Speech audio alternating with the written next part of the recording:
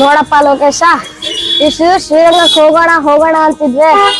ಇವತ್ತಿಗೆ ಇತ್ತೀಚೆಗೆ ಬಂದು ಬಿಟ್ಟೆ ನಿನ್ನೆ ಸುಮತಿಯನ್ ತೀರ್ಥರ ಪೂರ್ವರಾತ್ರ ಮಹೋತ್ಸವ ವಿರೋಣದಿಂದಾಗಿ ಅವರ ಸೇವೆಯಲ್ಲಿ ನಾವು ನಿರತರಾಗಿದ್ವೆ.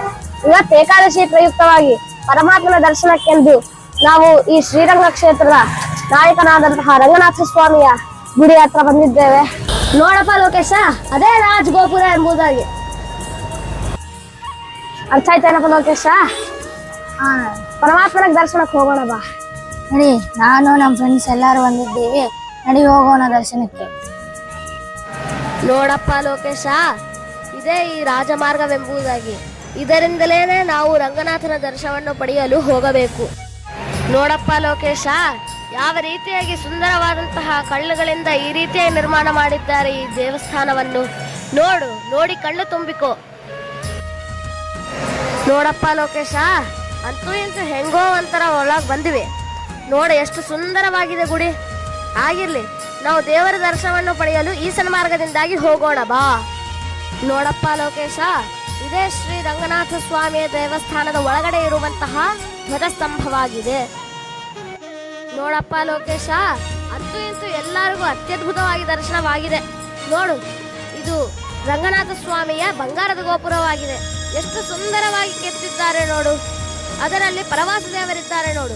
ಅವರನ್ನು ನೋಡಿ ಕಣ್ಣು ತುಂಬಿಕೋ. ಹಬ್ಬ ಲೋಕೇಶ, ಅಂತೂ ಇಂತೂ ಶ್ರೀ ಸುಬುಧೇನ್ ತೀರ್ಥ ಶ್ರೀಪಾದಂಗಳವರ ಪರಮಾನುಗ್ರಹದಿಂದಾಗಿ ಶ್ರೀ ರಂಗನಾಥ ಸ್ವಾಮಿಯ ದರ್ಶನವು ಅತ್ಯದ್ಭುತವಾಗಿ ಎಲ್ಲರಿಗೂ ಆಯಿತು ನೋಡಪ್ಪ.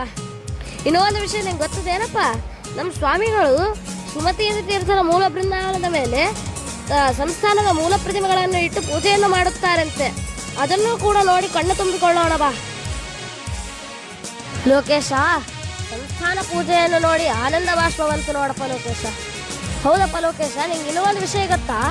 ನನಗೆ ಪ್ರಾಂಶುಪಾಲರ ಒಂದು ಸಿಹಿ ಸುದ್ದಿಯನ್ನು ಹೇಳಾರ. ಏನಂದ್ರ, ಸಾಯಂಕಾಲ ಕುಂಭಕೋಣ ಕ್ಷೇತ್ರಕ್ಕೆ ಕರ್ಕೊಂಡು ಹೋಗ್ತಾರಂತ. ನಿಂಗೆ ಗೊತ್ತದ?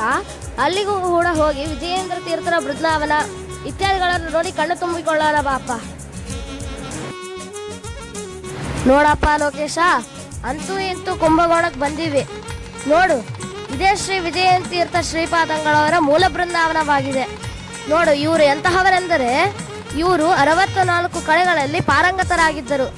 ಈ ವಿಚಾರದಲ್ಲಿ ನಾರಾಯಣಾಚಾರ್ಯರು ರಾಘವೇಂದ್ರ ವಿಜಯದಲ್ಲಿ ಈ ರೀತಿಯಾಗಿ ಹೇಳಿದ್ದಾರೆ: ಚತುಷ್ಷಷ್ಟಿ ಕಲಾ ವಿದ್ಯಾ ಜುಷೇ ವಿದ್ವನ್ ಮಹೋಮುಷೆ ಜಯೀಂದ್ರ ಜ್ಯೋತಿಷೆ ಕುರ್ಯಾಂ ವಂದನಾನಿ ಯಶೋ ಜುಷೇ ಎಂಬುದಾಗಿ. ಇದು ಶ್ರೀ ವಿಜಯೇಂದ್ರ ತೀರ್ಥರ ಸನ್ನಿಧಾನದಲ್ಲಿರುವಂತಹ ಕಶ್ಯಪ ತೀರ್ಥ.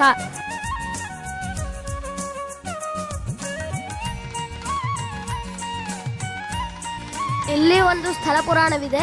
ಏನೆಂದರೆ, ಭೂತರಾಜರು ಭಾವಿ ಸಮೀರರಾದಂತಹ ಶ್ರೀ ವಾದಿರಾಜರ ಸೇವೆಗಾಗಿ ಸೋಂದಾ ಕ್ಷೇತ್ರವನ್ನು ಕುರಿತು ಹೋದಂತಹ ಸ್ಥಳವು. ಇಲ್ಲಿಯೇ ಇನ್ನೊಂದು ಸ್ಥಳದ ವೈಶಿಷ್ಟ್ಯ ಇದೆ. ಏನೆಂದರೆ, ನಮ್ಮ ಶ್ರೀ ರಾಘವೇಂದ್ರ ಸ್ವಾಮಿಗಳವರ ಪೂರ್ವಾಶ್ರಮದ ಪತ್ನಿಯವರಾದಂತಹ ಸರಸ್ವತಿ ಬಾಯಿ ಅವರಿಗೆ ಮುಕ್ತಿಯನ್ನು ಕೊಟ್ಟಿರುವಂತಹ ಸ್ಥಳವಿದು.